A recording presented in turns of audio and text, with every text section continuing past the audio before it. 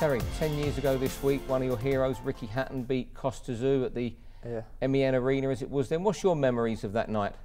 I was only a young 15-year-old cheeky kid, so yeah, I can remember going down to the show thinking, no ticket, thinking I've got to get in there, no money.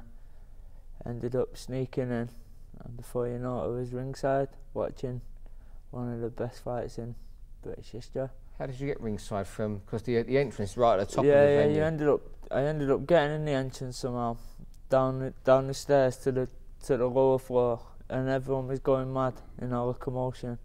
Ended up getting over onto the floor, and then about round 8, 9, 10, I ended up getting over ringside, watching the last few rounds. Stood there, watching it from ringside. I remember seeing Bobby Rimmer, who I didn't know at the time, asking him for Ricky's gloves at the end of the fight, and he said, "Oh no, son, you can't have these. He keeps these." And ended up calling him tight or tight something, but I can't say it on telly. And then he's just laughing at me.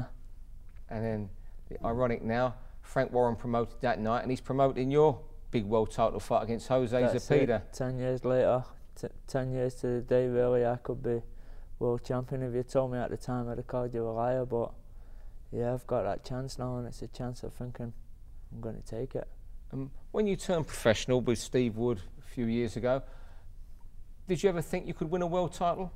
Not really, no, but your goals change, don't they, as you progress in your career.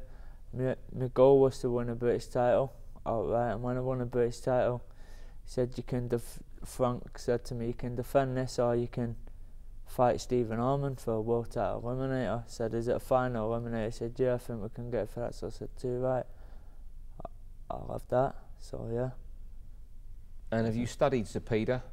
Well, I leave that to my coach really, Steve. He does all the studying, and he'll tell me what I'm doing, and if he wants me to watch a fight, he'll say, here, watch this, and make sure I watch something or get across to me what I need to do. I don't like to watch it really, I just take it as it comes. Has it been an incredible adventure, the professional game, for both of you? Because he turned pro with you, didn't he? It is, yeah. Like Steve, I know Steve from being a kid. He used to train out the same amateur gym as him. He was a good boxer. We used to look up to him.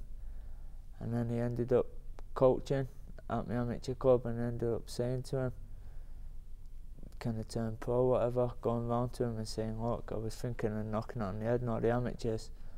I said, lost a few, and he said, nah, stick with it, I'll start training you. I ended up winning like 8 out of my last 10 amateur fights, turning pro with Carl Place. He turned pro like 6 months before me, and I wanted to turn pro then. He said, no, you're not ready. He made me wait another 6 months, and then ended up turning over, and it's a good thing really, because I'm here now. And of course, Steve Wood, your manager, he's steered you along well. Steve's done well for me. He's stuck by me in the early days when I wasn't selling no tickets, and he's probably losing money on me, so he's stuck by me really. So hopefully I can repay him by being his first world champion. And Ricky Hatton calls an upset beating Tszyu. Would this be your Hatton-Tszyu night, and your call's a big shock? Of course, yeah, like you'd say. I remember watching that fight, Ricky Hatton, and everyone was saying to me before that Hatton's got no chance. And I was thinking, and then you're a kid, has he, or what? I don't really know.